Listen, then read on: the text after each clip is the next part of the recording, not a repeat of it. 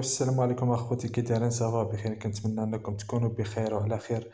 البارح دويت على شخصية السيجما، واليوم بغيت ندويو على واحد الشخصية جديدة. هذه خاصها تدخل في الاصناف ديال الشخصيات اللي كاينين. حنا كنعرفوا انه كاين شخصية السيجما، الفا، بيتا، شخصية النارشيسي، شخصية الهيوكا، شخصية الساينس.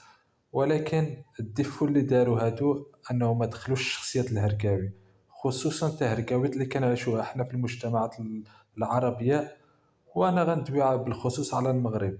شخصية الهركاوي خصها تدخل في هاد التصنيف ديال الشخصيات، باش المهم اي شخصية تخترعات، هاد الشخصية ديال الهركاوي غتكون لتحت ديالها كاملين.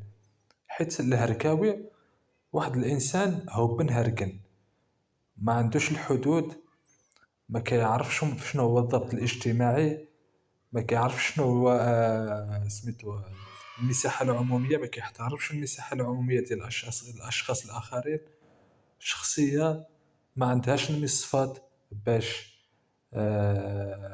توازن وتعرف هاد السلوك واش لائق ولا ما لائقش. هو شخصية هرقاوية، هبن هرقن. فهمتونا اخوتي؟ وبالتالي انا من الضروري انه خصنا ندويو على هاد النوع ديال الشخصيات، وما حدنا كنتعاطفوا معهم. هاد الشخصيات الهرقاوية كنقولوا لا الجهل، لا راه ما قاريش، لا كنلقاو ليهم العذر. ما حدا هاد الشخصيات الهرقاوية كتساد بحال الطفيليات. فهمتوني؟ وباش تعيش في وسط هرقاوي فإنه أمر صعب جدا. وأنا متأكد أنك عشتي بزاف ديال المواقف ديال تهركاويت من أشخاص هركاويين، سواء في الإدارات، سواء في القهاوي، سواء في الشارع، سواء في أي بلاصة عمومية، سواء في العمارة السكنية اللي ساكن فيها. أنا متأكد أنك عشت مواقف هركاوية من الشعب هو بن هرقل. وبالتالي فأنا كان يعني كان كيف كنقولوا كنعاتب هاد الناس علاش ما داروش التصنيف ديال الشخصية الهرقاوية، وتكون لتحت ديال التصنيفات ديال الشخصيات. فهمتونا اخوتي؟ باش كلشي يعرف شخصية الهرقاوي. شخصية الهرقاوي راه ما عندوش علاش يحشم. الا ما وقفتيش عند حدو راه ما غيحشمش، غيعاود داير بحال شي روبيني. فاش كيخسر كيبقى الماء كيسيل هكاك داير، وهو ما عندوش شي مواصفات ولا شي راديع ولا شي حاجه. خصك حتى توقف الماء من سميتو من الساعة ولا ما عرفتش سميتها، ولا غتبدل الروبيني عاد غيوقف. ومع ذلك الشخصية الهرقاوية ما كتعلمش. فهمتينا اخوتي؟ غيدير خطأ ويعاود يدير خطأ. وانا بزاف د المواقف عشتهم. مثلا تمشي عند تقضي شي غرض عند، مثلا تمشي عند شي بنكة تهز فلوس ولا شي بلاصة من كيهزوا الفلوس، كنلقى بنادم تما داير الصف، ولا كاين بنادم المهم تما كيستنى. كيجي هو زعما كيدير فيها راه قافز واعر. هو كيمشي هو الاول كيقضي غرض، واش اسمح لي واش بغا ندوز هذيك الشخصيه الهركاويه. فهمتيني؟ هو ما دارش الحساب لهاد الناس اللي كيستناو وهادي. فهمتيني؟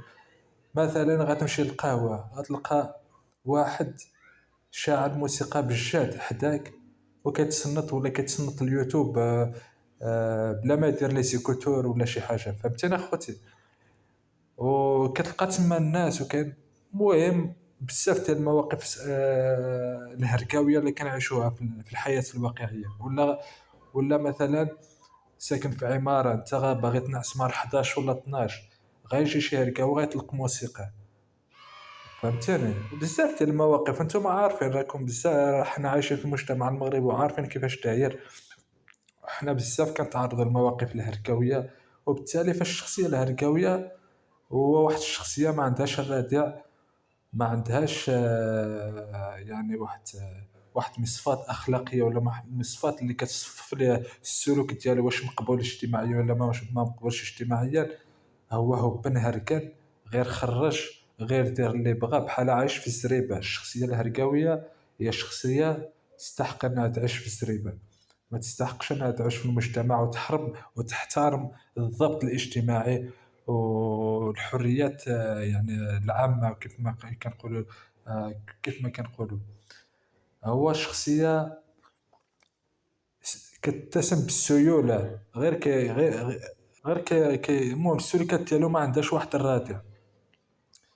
فهمتيني أخوتي. وبالتالي فهاد الشخصية فضروري ومهم جدًا أنها تدخل في التصنيف، وحرام أن هاد الشخصية ما يعرفوهاش الناس وما يلقاوش ليها الرادع ولا الأسباب باش يقولوا عليها لا يلقاو ليها الأسباب.